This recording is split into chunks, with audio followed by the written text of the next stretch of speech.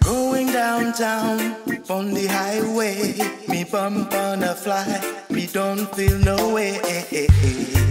There was no moan, no cry. The fly can't moan and cry, but Mr. Floyd could moan, and Mr. Floyd could cry.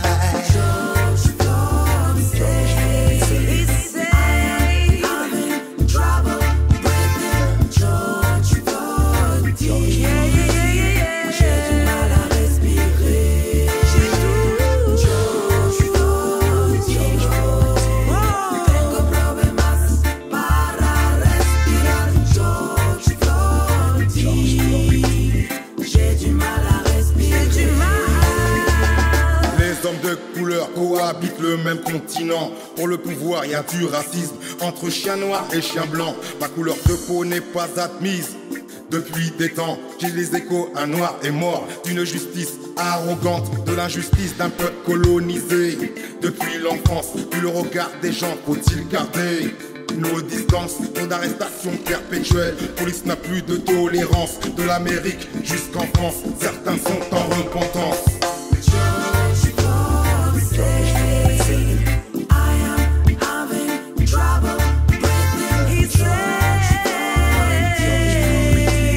j'ai du mal à respirer. George Floyd dit, tengo problemas para respirar. George Floyd dit, j'ai du mal à respirer. One dream in my world. No more drama, no more pain on this earth. Oh, it is my time. Like my cassette, all I wanna say is that they don't really care about us. One color, two color, rainbow is on fire. Everyone is unique creation of my love. Knee on my neck, they struggle us, they murder us. Now it's time for us to fight this system. George Floyd said, I am having trouble breathing. George Floyd dit, j'ai du mal à respirer. George Floyd dit, tengo problemas para respirar. George Floyd dit, j'ai du mal à respirer.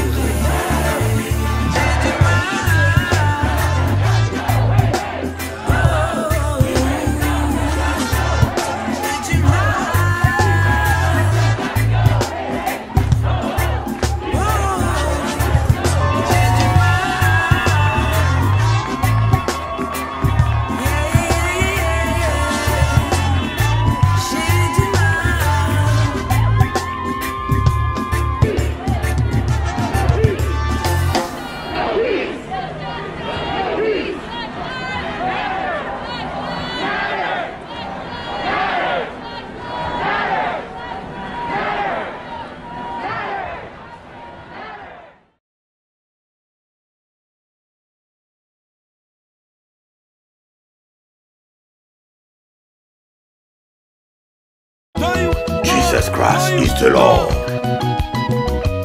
I love Jesus more than everything.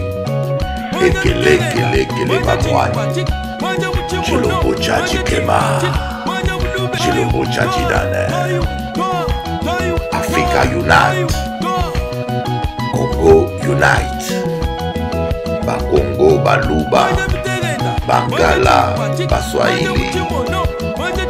Unissons-nous et résistons contre l'oppresseur, contre la balkanisation du Congo. Avec Jésus, nous allons triompher. Ok.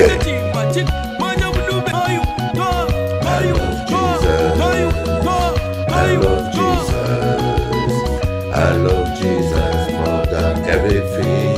I love Jesus. I love Jesus. I love Jesus. I love Jesus more than everything. I love Jesus. I love Jesus. I love Jesus. I love Jesus more than everything. I love Jesus.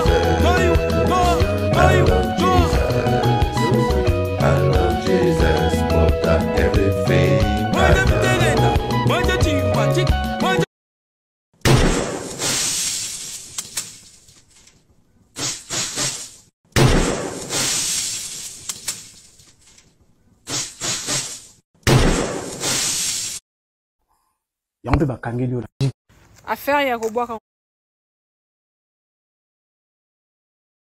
Ta testostérone est au plus bas, tu n'arrives pas à satisfaire ta partenaire. Voici un jus qui va booster drastiquement ta testostérone de plus de 180%. Avant que je te le partage, enregistre cette vidéo pour ne pas la perdre. Tu vas récupérer un bon morceau d'une racine de gingembre que tu vas éplucher puis couper en petits morceaux. Le gingembre contient des gingerols, shogaols et zinguerones qui stimulent les testicules à produire plus de testostérone, notamment en augmentant la production de LH. Ensuite, prends une gousse d'ail que tu vas couper grossièrement. À cela, ajoute un oignon que tu vas éplucher puis découper en petits cubes comme moi dans la vidéo. Prends un citron vert, épluche-le puis coupe-le. Le citron vert est riche en vitamine C et en antioxydants qui aident à réduire le stress oxydatif dans les testicules, favorisant ainsi la production de testostérone. Ajoute l'ensemble des ingrédients dans grand verre pour être mixé. Ajoute un peu d'eau pour garder un jus assez concentré, puis mixe très fort. Ton jus pour booster ta testostérone est enfin prêt. Tu peux le consommer tous les matins et avant de rejoindre ta partenaire. Au bout de 14 jours, nous observons déjà deux... Il m'envoie les preuves de ma femme, sans voile, sur un lit, d'accord, en train de fumer chicha. J'ai rencontré cette jeune fille il y a pas très longtemps grâce à une de tes interviews, enfin une de mes interviews avec toi. Ça s'est super bien passé. Elle m'a contacté sur les réseaux, on a commencé à parler, tu vois, gentiment. Et si tu veux, elle m'a tendu la perche avec la religion. La religion, la spiritualité, le voile aussi. Hein. C'était une jeune femme voilée? Une ourti voilée. Donc chez nous en islam, ourti c'est les sœurs, tu vois. Les sœurs voilées, elle savait que je priais, donc elle s'est intéressée à ça. Donc forcément, il y a une connexion qui s'est faite au niveau de la spiritualité. Moi, je suis tombé dedans, j'étais comme un fou. Je me suis dit, ah, enfin, une femme qui me correspond, en plus elle est discrète. J'ai commencé à parler avec cette petite, comme j'ai pu dire, très belle, très innocente, tu sais. Hein, tu lui donnes le bon Dieu sans confession. Quel âge?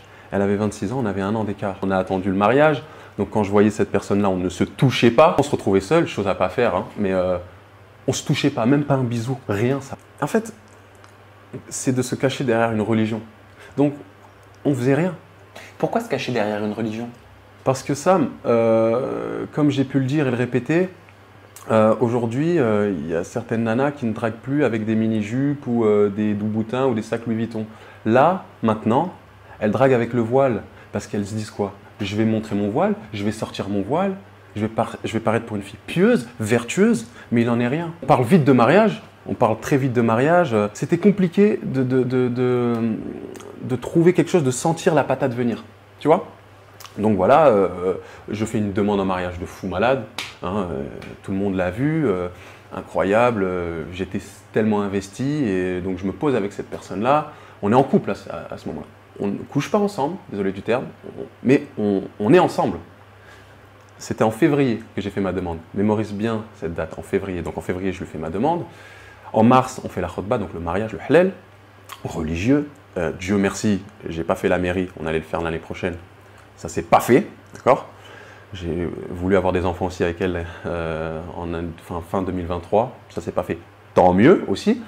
Et donc on se marie, tout se passe super bien, je prends mon petit camion, je vais chercher toutes ces affaires à Toulouse, dans le sud de la France. On monte à Paris, parce que moi je viens d'emménager sur Paris. On emménage ensemble, tout se passe super bien, voilà. Et tu vois que au fur et à mesure du temps, tu remarques les défauts de la personne. Donc elle est extrêmement jalouse. Elle est extrêmement jalouse, mais bon. Jalouse maladif? Maladif. Elle me l'avait déjà dit, tu vois. Mais je pressentais pas quelque chose parce que j'aime la jalousie. Il faut vraiment avoir vécu avec une manipulatrice pour comprendre à quel point c'est fort. À quel point tu vas chercher tous les bons soupçons possibles, même quand il y a les preuves en face de toi. Rentrer à la maison, Sam, elle disait femme promise au paradis. Quel paradis? Quel paradis? Je retire Insta. Je retire Snap. Enfin, j'ai ma femme, je suis heureux. Malgré tout, elle continue à me faire des crises de jalousie à la salle. J'arrête mes coachings, Sam. Ah, t'arrêtes tes coachings? J'arrête mes coachings. Fini les coachings avec les femmes, avec les leggings moulants Gymshark. Fini. Plusieurs cartes de crédit. Je lui donne ma carte de crédit. Va faire le shopping pendant que je travaille. Je lui donne tout. C'est une femme, elle n'a jamais travaillé de sa vie. 6 mois dans sa vie maximum. Elle touche le RSA. Elle n'a pas le brevet. Elle n'a pas le bac. D'ailleurs, les meufs, si vous n'avez pas le bac, ne venez pas me parler. Minimum le bac. Moi, je ne veux pas parler aux femmes qui n'ont pas d'études, qui font rien de leur vie. Ah, là, tu dis ça parce que je pense que tu as été échaudé par tout ce qui t'est arrivé. En fait, donc tu fuis le profil que tu as rencontré. Je fuis. Je t'explique comment elle m'a trompé avec plusieurs hommes pendant plusieurs mois, avant le mariage et pendant le mariage. Je vais t'expliquer tout ça. 16 mai, je me réveille. Je me réveille d'un coup, je me dis, et je prends son téléphone, je vais dans Snap, je regarde même pas les messages. Je vais dans les comptes bloqués. Je vois, il y a 6 mecs bloqués. Je dis, ok. Je prends mon téléphone, je fais une photo. Je fais une photo. Je contacte un des mecs, un seul. Je dis, ouais, voilà, moi, je suis le mari d'une telle. T'es qui? Il me dit, c'est une blague. Je lui envoie les preuves, les photos du mariage et tout. Il me dit, c'est une blague. Il me dit, appelle-moi. Il me dit, mais mec, j'ai avec elle pendant le ramadan quand elle est descendue. Je dis, quoi? Il me dit, j'étais en Espagne avec elle en novembre. J'ai dit, quoi? Et il m'envoie des preuves, des preuves, des preuves. Et moi, avant de partir au travail, je dis à ma femme, écoute, j'ai contacté un mec, vois avec lui, tu as 2 heures pour régler parce qu'il me dit qu'il t'a avec toi, qu'il a fait ci, qu'il a fait ça. Je laisse le bon soupçon, je vais au travail, règle-moi ça, tu as 2 heures. Et je pars pour te dire à quel point. Hein. Mais il m'envoie des preuves. Hein. Il m'envoie des preuves de ma femme sans voile, en d'accord, en train de fumer une chicha, avec ma bague au doigt. Il m'envoie les vacances en novembre qu'il s'est tapé avec elle. Il m'envoie un Uber qui lui a pris, parce qu'elle redescendait tous les mois, un Uber qui lui a pris pour qu'elle rentre à 2 heures du matin. Il m'envoie ça, et au fur et à mesure du temps, j'essaie de régler à distance parce que je suis au boulot. Je lui dis, mais qu'est-ce qui se passe? C'est qui ce mec? Il me dit, non, mais c'est un ami de la famille, ça fait 8 ans, on le connaît. En fait, je suis allé le voir parce qu'en fait, il est amoureux de moi, mais moi, je vais un peu le voir parce que, pour qu'il me laisse tranquille. Sa mère, elle me dit pareil, mais sa mère, elle n'est pas au courant de la puterie de sa fille. Elle ne sait pas. Elle croit sa fille. Donc, sa mère, elle me confirme, oui, c'est un psychopathe, laisse-le. Mais je lui dis à ma femme, je lui dis, est-ce que tu as déjà eu des rapports avec lui? Elle me dit non. Je lui dis, s'il te plaît, dis-le-moi. Elle me dit non. À la troisième fois, elle me dit oui. Je dis, ah, mais c'est pas la même chose. Le mec, je l'appelle, je le rappelle, je dis, ouais, mais donne-moi des défauts sur. Enfin, des défauts. Une caractéristique sur ma femme qu'elle a. Il me dit, ouais, elle a une. Je dis, ah ouais, ok, d'accord, très bien, ça me va. Et au fur et à mesure du temps, donc, je rentre du travail le soir, avec toutes ces preuves, elle me regarde dans les yeux. Tu vois, la manipulatrice, elle me dit, non, mais ça, c'était novembre d'avant. Alors que c'était novembre de là, je le savais, mais je l'ai gardé pour moi. Comment tu peux croire que je peux faire ça? Comment tu peux croire que je peux faire ça et pleurer? Regarde-le à côté de toi. Mais c'est juste un mec qui me saoule tellement. Vraiment, c'est parce que le gars, il a une fille aussi. Parce que je vais le voir de temps en temps. Parce que sa fille, elle me réclame, etc. Donc tu vas voir sa fille à 2 heures du matin. Ben, au mois de juin, le 21 juin précisément, non, le 21 juin, je dis n'importe quoi. C'était même avant le 19, parce que c'était un samedi. Je la regarde comme ça. Et je dis, je sens la patate. Et je vais à ma voiture, je me pose. Je me dis, il y a un truc qui ne va pas. Ah Bou, il y a un truc qui ne va pas. Et je remonte, je ne dors pas avec elle. Et elle fait la gueule, elle me dit, ouais, ça recommence tous les 3-4 jours, tu doutes de moi, la manipulation. La manipulation. Et là, instinct encore. Je me dis, mais Abou, les 5 autres mecs là sur Snap, tu les as oubliés? Tu vas leur parler? Je vais en parler à un. Ouais. Et là, c'est la descente aux enfers.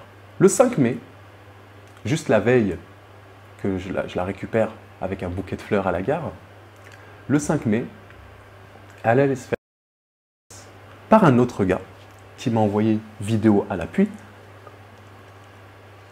Le mec, il m'envoie une vidéo de ma femme en train de se faire. Tu vois tout? Je vois tout. Comment tu réagis? Je bouge pas. Paralysé par les images? Je bouge pas. Mais il faut savoir une chose, avant toute chose. Il ne me l'a pas envoyé tout de suite. Il me dit, parce que je le contacte, il me dit, c'est pas une fille pour toi. Le mec, il est comme ça. Je le remercie. Il me dit, c'est pas une fille pour toi. Il me dit, moi, j'ai été 4 ans avec elle, elle m'a fait la même chose que toi. Si tu m'avais dit, mon gars, je t'aurais dit, je suis désolé.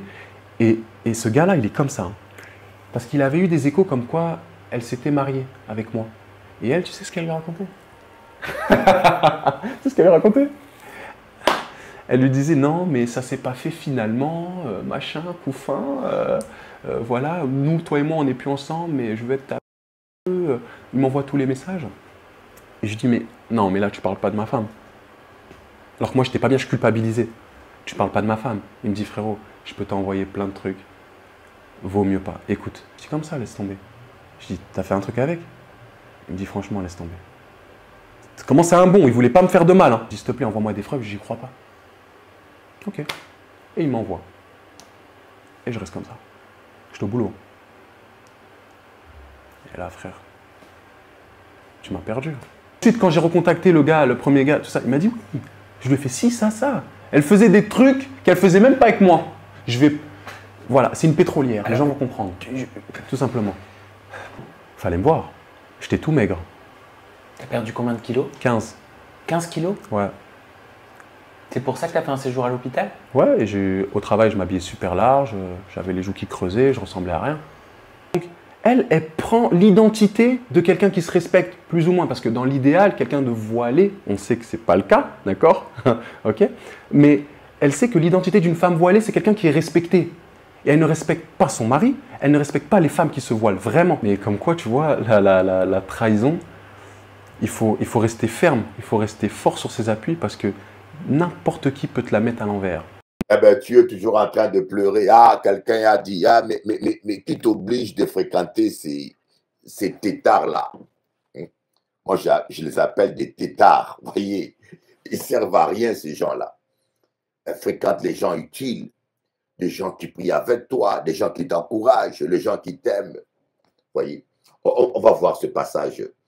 Mais ça m'est venu à l'esprit comme ça. Hein, donc, je ne prépare jamais rien, mais ça m'est venu à l'esprit. L'apôtre Paul dit à Timothée, éloigne-toi de ces gens.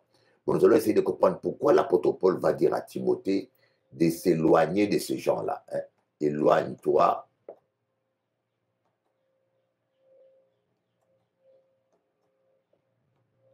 Voyez. Arakama shoyo mama kama yondoro kaba indaraba shika bakatama yokoma kama shinda baba sataraba yoko. 2 Timothée, voilà. 2 Timothée chapitre 2.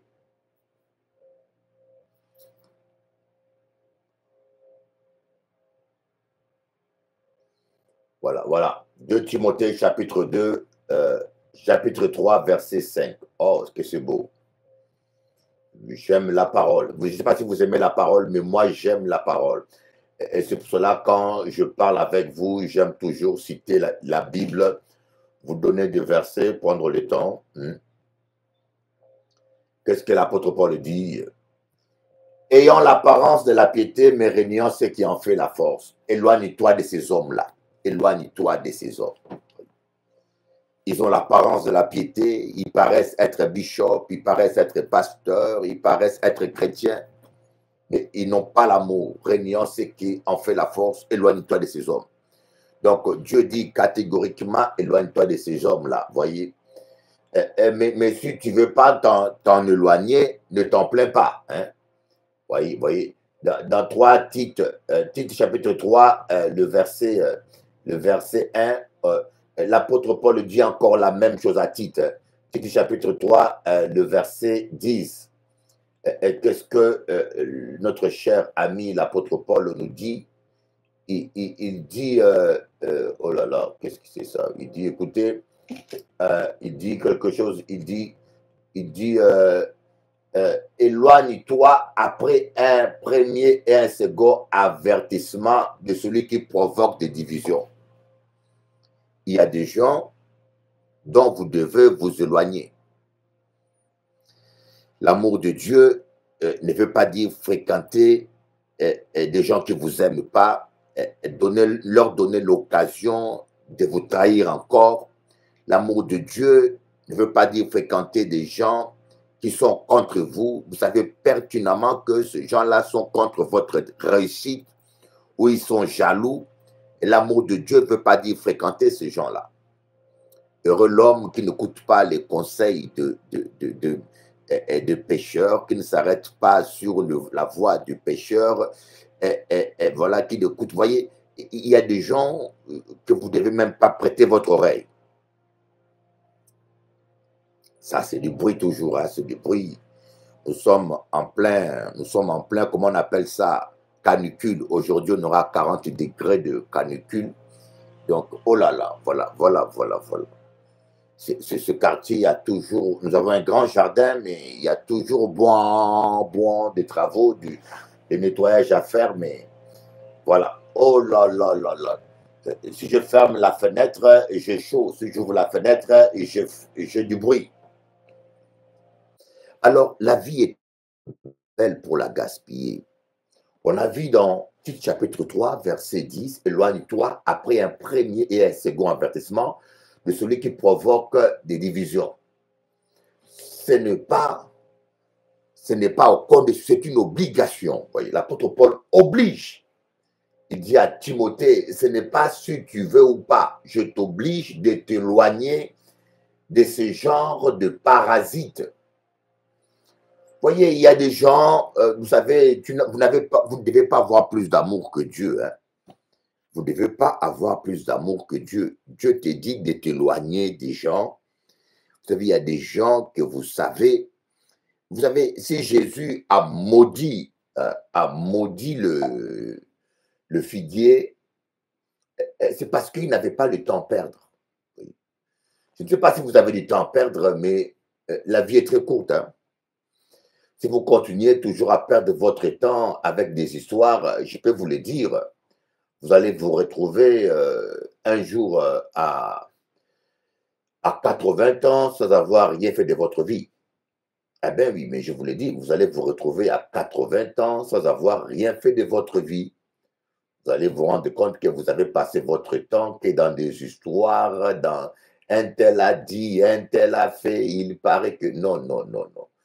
Et ça, ce n'est pas ce que Dieu, notre Père Céleste, vous réserve comme vie. Notre Dieu veut que vous vivez heureux, voyez, que vous vivez une vie bénie et que vous ne manquez de rien. Voyez, c'est le genre de vie où il y a toujours des histoires. Mais en fin de compte, parfois, c'est nous-mêmes qui aimons les histoires, quoi. Nous fréquentons des gens négatifs. Vous savez que quelqu'un ne vous aime pas, mais ne perdez pas votre temps avec lui. Hein? Il ne vous aime pas, ne perdez pas votre temps avec lui. Il vous a déjà fait un premier coup. Ne lui donnez pas la chance d'en faire un deuxième quand même. Je ne sais pas si ce que je dis est clair. Il vous a déjà fait un premier coup. Pas bail chance de vous faire un deuxième coup encore. Ne donnez aucune chance. Voyez, faites votre chemin, tracez votre chemin dans la paix. Parce que Dieu est un Dieu de paix. Et écoutez, l'environnement, vous êtes des plantes, vous savez ça. Vous êtes des plantes. Et l'homme qui écoute la parole de Dieu, qui médite et qui lit la parole de Dieu nuit et jour, il est comme un plante planté près d'un courant d'eau. Voyez, vous êtes une plante. Et l'environnement d'une plante est très important. Quand vous plantez une rose dans le sable, l'environnement est mauvais, il va mourir. Quand vous plantez une plante, la parabole de semeur, quand vous plantez une plante, une graine, là où il y a des rocs, ça va être étouffé, il ne prendra pas racine. Là où il y a des épines, la graine sera étouffée. Mais la plante, la graine qui tombe dans la bonne terre, prospère. Voyez, l'environnement. L'environnement d'une plante est très déterminante pour la croissance de la plante. Voyez. Votre environnement est très important.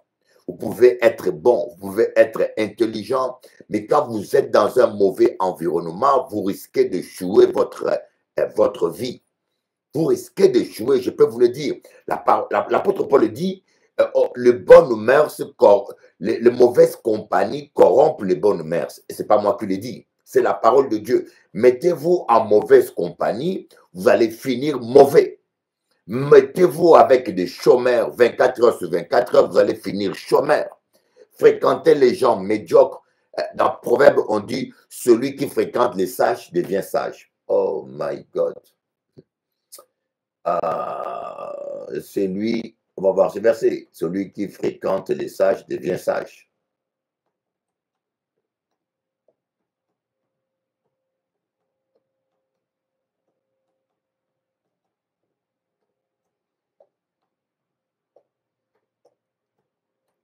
En cabas au verset là.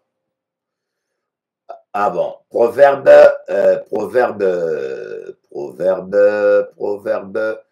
13, verset 20. Proverbe 13, verset 20. Proverbe 13, verset 20. Voyez? Proverbe 13, verset 20. Voilà, on va voir ça. Celui qui fréquente les sages devient sage, mais celui qui se plaît avec les insensés s'en trouve mal. Vous voulez que je vous prêche quoi encore? Je ne sais pas, hein? Je te pose la question.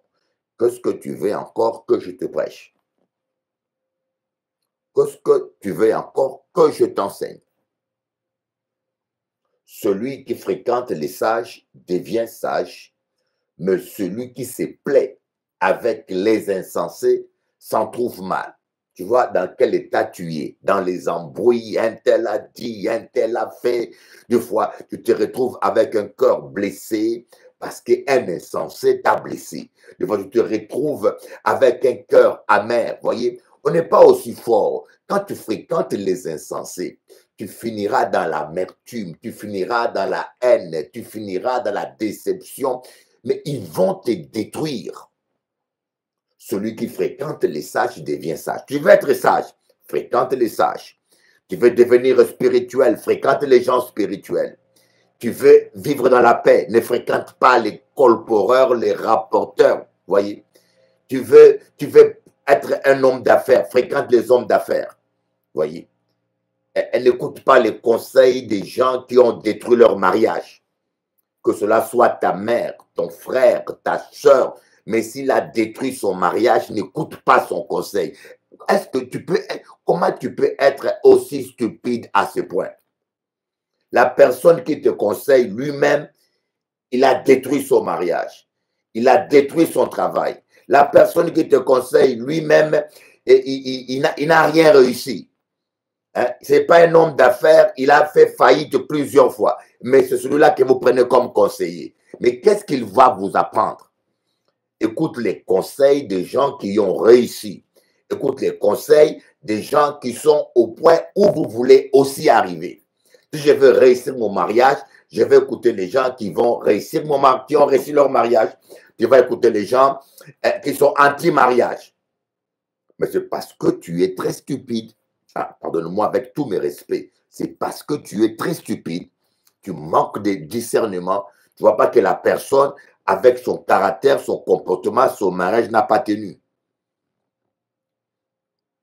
Donc, aujourd'hui, je tiens à vous dire, si l'apôtre Paul dit à Timothée, éloigne-toi de ces gens-là, dites-moi, c'est pour quelle raison? Il dit, éloigne-toi de ces gens-là. Il y a des gens avec lesquels il faut s'éloigner, mon ami. Pourquoi? Sinon, vous allez perdre votre temps. La vie est très courte. Écoute bien, la vie est très courte. Le temps que vous perdez dans des cantons, dans des histoires, dans un tel. Voyez, moi, des fois, avec tout le respect, il y a des gens qui sont proches de moi, qui me saoulent. Je vous dis, il y a des gens qui sont proches de moi, qui me saoulent. Par respect, je ne dirai pas les noms. Chaque fois que la personne parle, elle ne fait que se plaindre, murmurer. La personne est tellement blessée, tellement négative, que chaque fois qu'elle parle du mal, elle voit mal, on lui a fait du mal, elle a été victime. D'accord, on a tous été victimes, on a tous été blessés. Mais vous ne pouvez pas toute votre vie ne penser qu'à ça, quoi. Et des fois, je dis, s'il te plaît, tais-toi, je ne veux rien attendre. Je suis en jeûne. S'il te plaît, tais-toi, ça ne m'intéresse pas ces histoires-là. Parle-moi d'autre chose. Vous voyez? Il y a des gens qui sont tellement négatifs. Vous savez,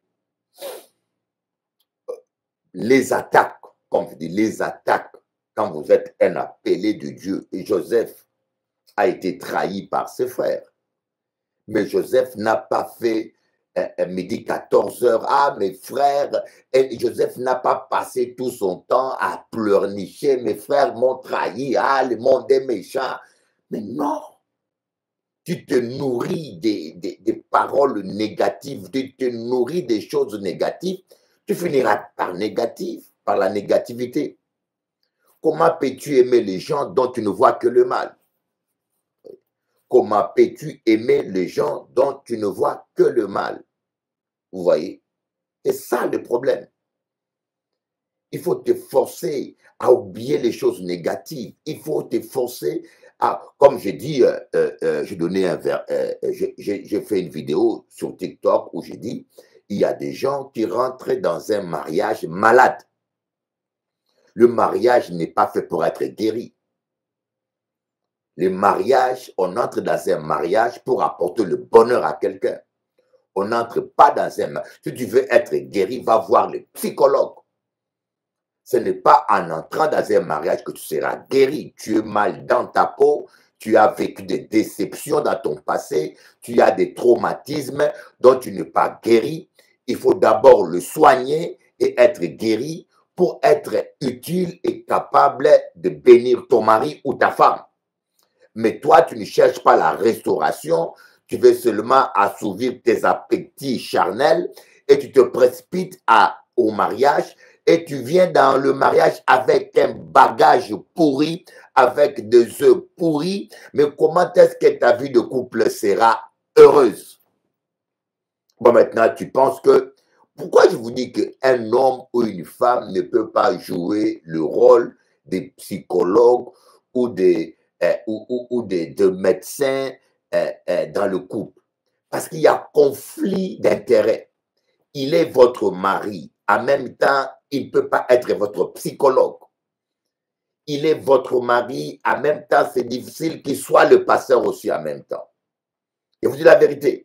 Il est votre épouse. En même temps, elle ne peut pas être votre psychologue ou psychiatre. Pourquoi? D'ailleurs, dans la médecine même, il est déconseillé à un médecin d'opérer son propre enfant. Il est déconseillé à un médecin d'opérer ses amis ou les gens qui sont proches. Pourquoi? Parce qu'il y a conflit d'intérêts. Le médecin a des décisions à prendre dures, mais parfois, les sentiments que le médecin a peut le pousser à faire des mauvais choix ou à opérer trop lentement par la peur d'échouer et puis ça finit par échouer. C'est pour cela les médecins, quand son enfant est malade, il laisse un autre médecin opérer son enfant. Pourquoi? Parce qu'il est impliqué. Et c'est pareil aussi quand tu rentres dans un couple et tu rentres dans un couple, tu veux que ton mari te soigne. Il ne peut pas te soigner. Parce qu'il y a conflit d'intérêts. Il est ton mari, en même temps, il est ton psychiatre. C'est pour cela, il faut bien choisir son environnement. Je ne sais pas, mais ce matin, cela m'est venu et j'ai la conviction qu'il y a des gens qui gaspillent leur temps.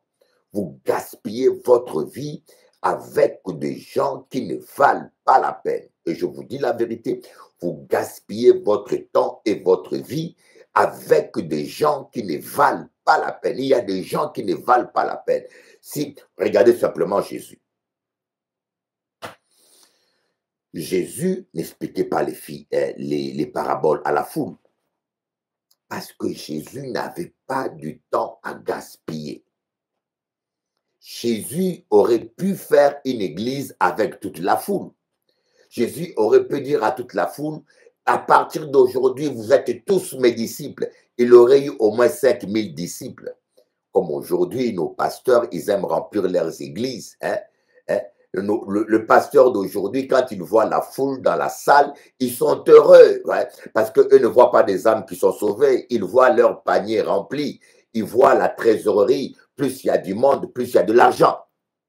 Mais Jésus, lui, il voyait l'intérêt du royaume. Il voulait former les disciples. Il savait que les gens de la foule n'étaient pas intéressés par sa personne. Ils étaient intéressés que par la guérison et le miracle. Il leur a dit, vous me suivez simplement parce que vous avez mangé le pain et non parce que vous avez vu la puissance de Dieu. Voyez?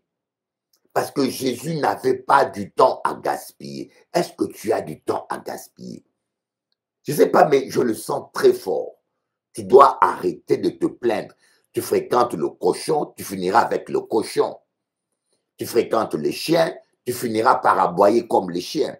Tu fréquentes les gens intelligents, tu finiras par l'intelligence. Celui qui fréquente les sages devient sage. Tu veux devenir sage, mais tu fréquentes des gens stupides. Tu veux devenir sage, tu fréquentes des idiots. Les gens que nous fréquentons ont une grande influence sur nous. Nous allons voir un deuxième verset. Hein? Le faire aiguise le fer. Nous allons voir cela dans Ecclésiaste. Voilà. Ecclésiaste. Proverbe.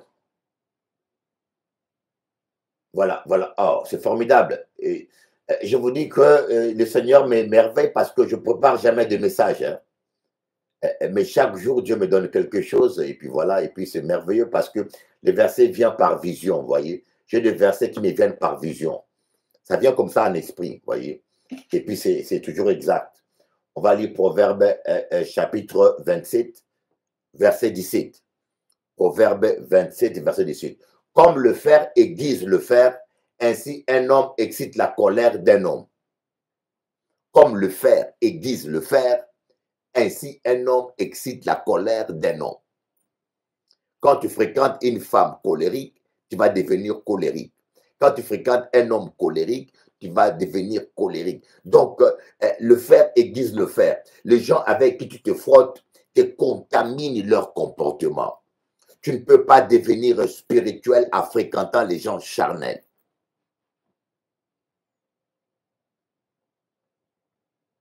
Même Jésus a compris ça. Jésus, il annonçait la parabole à la foule, mais il ne voulait pas faire de la foule ses disciples parce qu'il savait que c'était une perte de temps. Et il laissait la foule à côté, il prenait ses disciples, il leur enseignait les paraboles. Il leur expliquait les paraboles. Et parmi les 12 disciples aussi, il savait ceux qui pouvaient être des leaders. Parmi les 12, il prenait Pierre, Jacques et Jean comme leaders. Il allait avec eux à part. Il priait avec eux dans le jardin de Gethsémane. Il les a amenés à la montagne de la transfiguration parce qu'il savait que ces gens-là étaient capables de devenir des leaders. Et parmi ces 3 personnes-là, Pierre, Jean et Jacques, il n'avait qu'une personne intime, Jean. À Jean, il disait tout. À Jean, il a dit que Judas allait le trahir. À Jean, il s'est confié. Parce qu'il savait que Jean était celui qui l'aimait réellement. Et il ne s'est pas trompé. À la croix, lorsque Pierre a pris la fuite, lorsque Jacques a pris la fuite, lorsque tous les disciples l'ont abandonné, Jean est resté avec Jésus, avec sa mère Marie, auprès de Jésus. Jean est resté et Jésus a dit à Jean, fils, voici ta mère, mère, voici ton fils. Et dès lors, Jean a pris Marie à sa charge.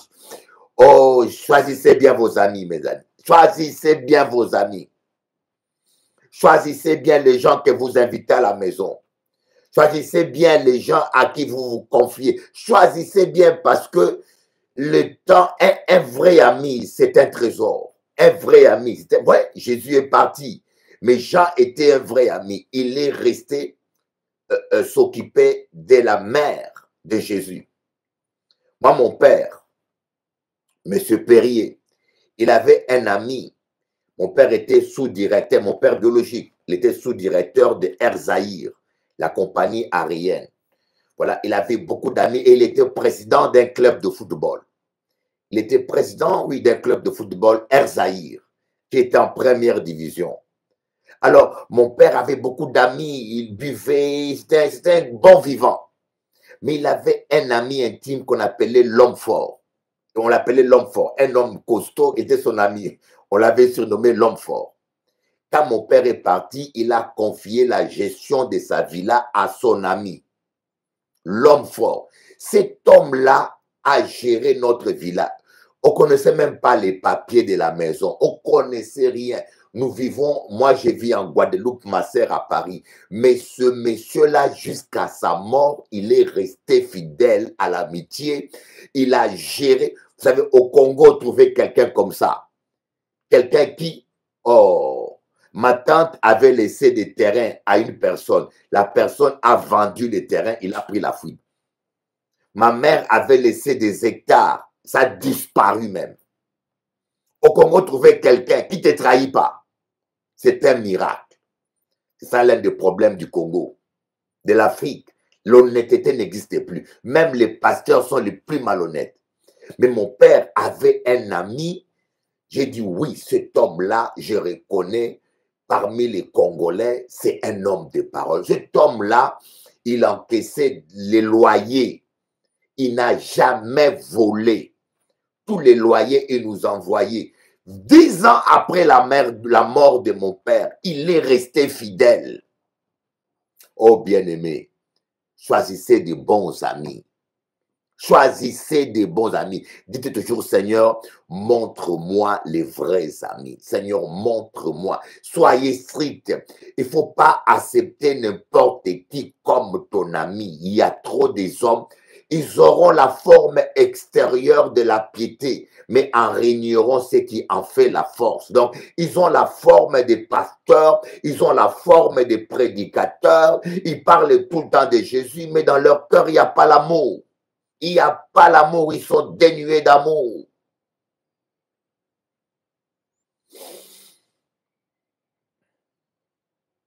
Et après, en fin de compte, on se plaint. Ah, les gens sont ingrats. Ah, c'est vrai, les gens sont ingrats. Mais on peut diminuer le taux d'ingratitude dans notre vie en diminuant les ingrats. Vous voyez?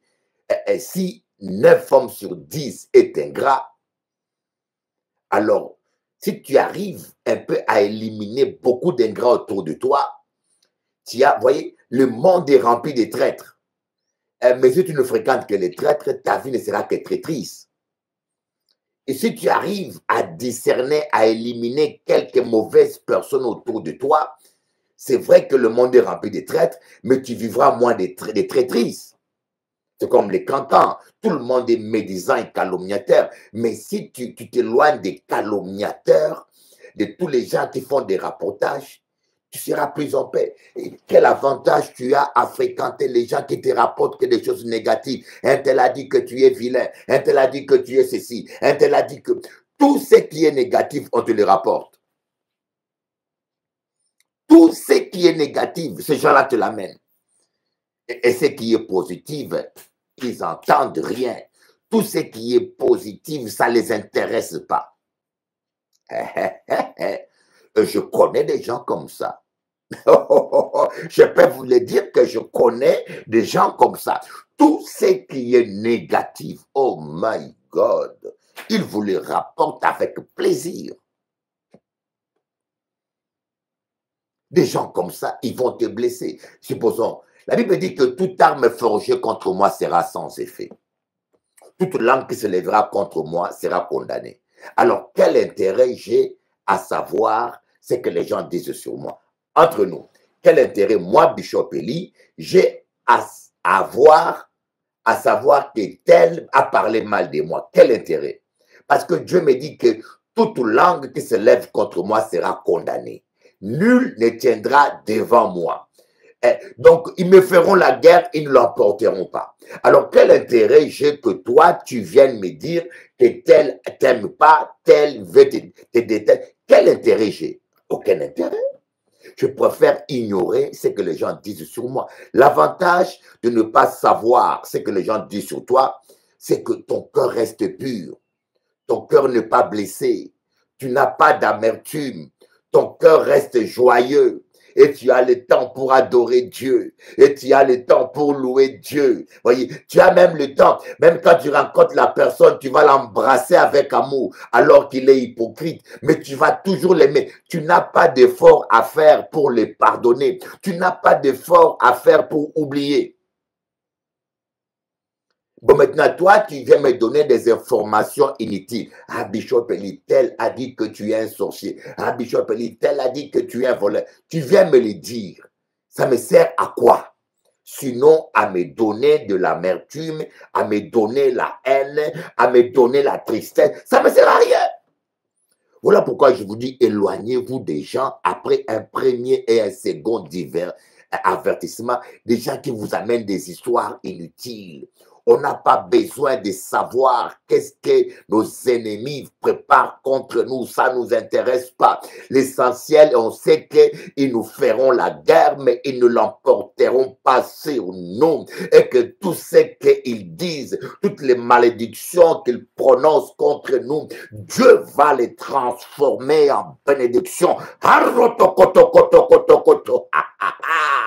Oh my God!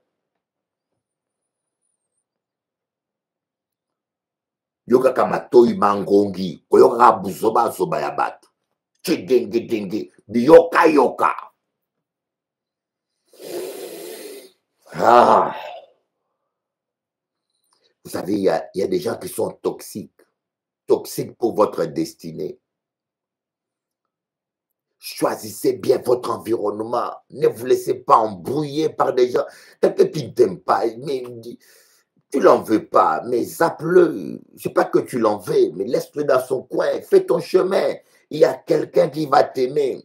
Il y a un Jean quelque part. Oui, il y a un Jean quelque part qui va t'aimer.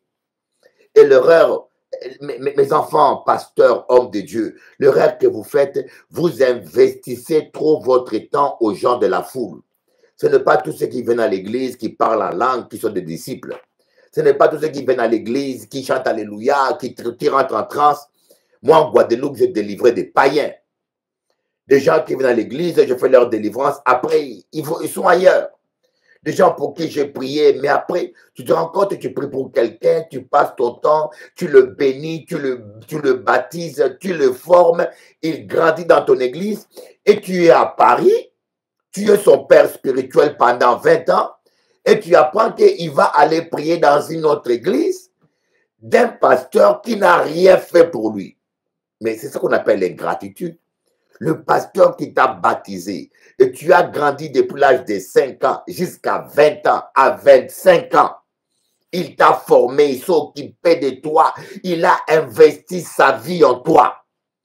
Tu sais qu'il est à Paris, ton père spirituel, au lieu de venir pour l'épauler par reconnaissance, au lieu de venir pour les soutenir, mais tu es tellement idiot et stupide, tu vas aller dans une autre église de quelqu'un qui ne connaît pas ton nom, qui n'a rien investi en toi, mais parce que tu aimes la salle, parce que tu aimes l'ambiance. C'est ce qu'on appelle l'égoïsme et l'ingratitude. Et dans les églises aujourd'hui, les gens que vous appelez chrétiens excellent dans l'ingratitude.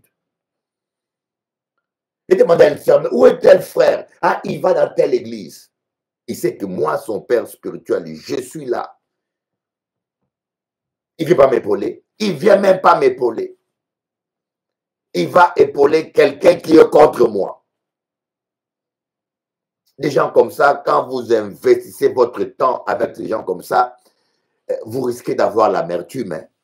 Vous risquez même de tomber dans la haine, de commencer à prier contre eux. Les trahisons sont inévitables. Il y aura toujours des trahisons, il y aura toujours des persécutions.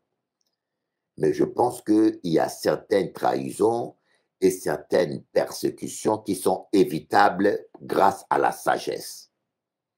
Voilà pourquoi l'apôtre Paul dit à Timothée et à Tite, éloigne-toi de ces gens-là. Éloigne-toi. Pourquoi? Parce que tu vas gaspiller ton temps, tu vas gaspiller ton énergie.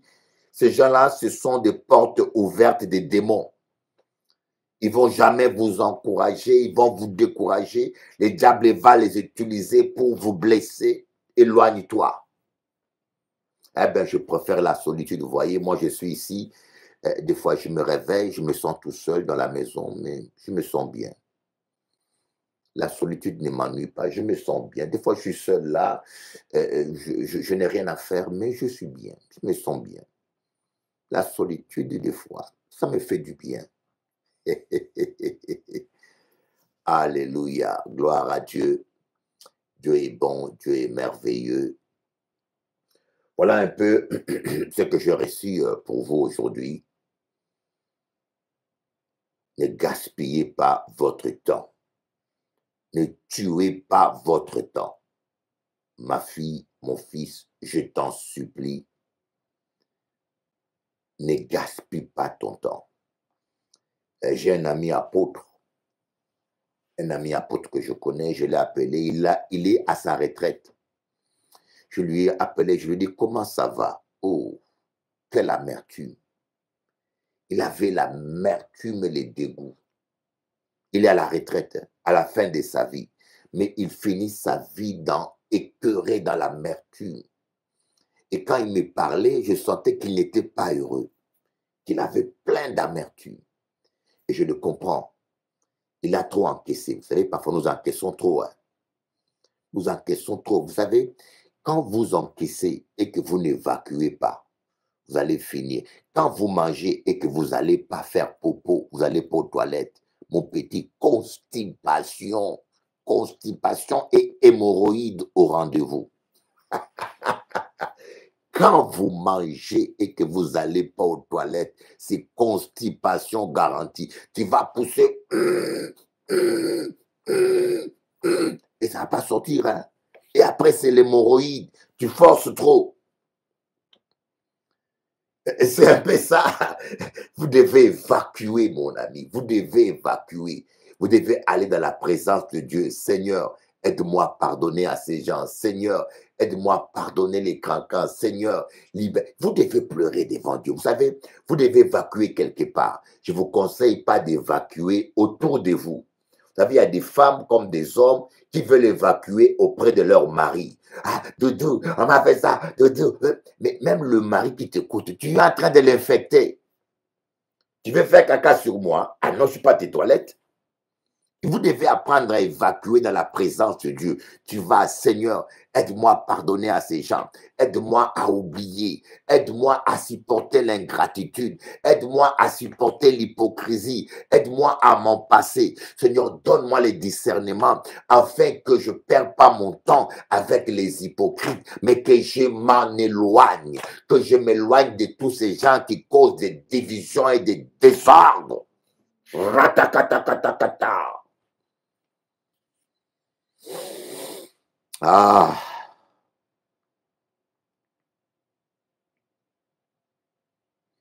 Tumba wetu. Naomi Tumba, mwanetu Malukai, Malubempa Naomi wetu, kaka, chilombo cha jikema, chilombo cha jinene. Minapenda sana mtoto wetu. Minapenda sana.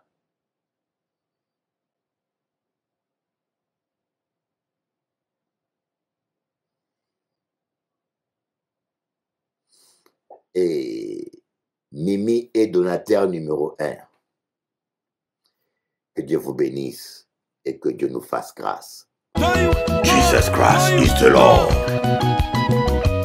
I love Jesus more than everything. Ekele bagwai. Chilombo chaji kema. Chilombo chaji dane. Africa unite. Congo unite. Bakongo, Baluba, Bangala, Baswahili. Unissons-nous et résistons contre l'oppresseur, contre la balkanisation du Congo. Ah, avec Jésus, nous allons triompher. Ok.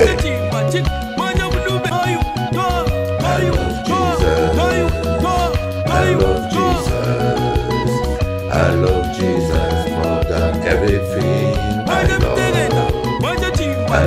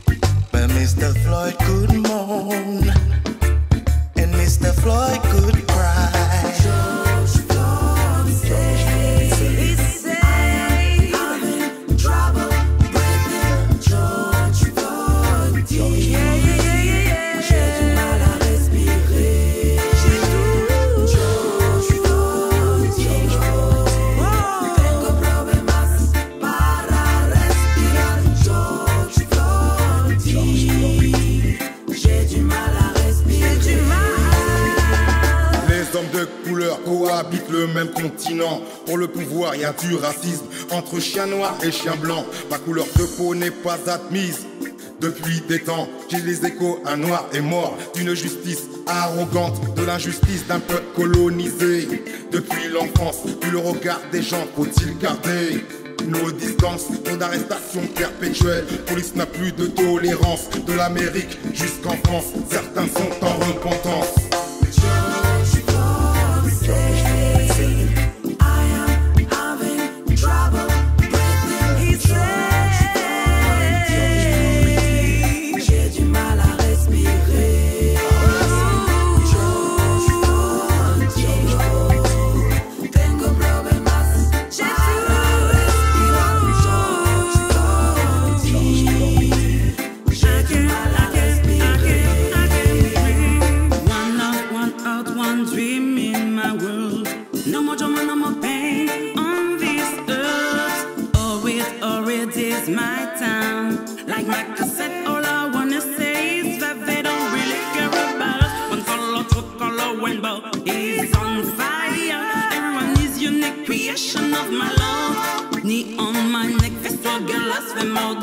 Now it's time for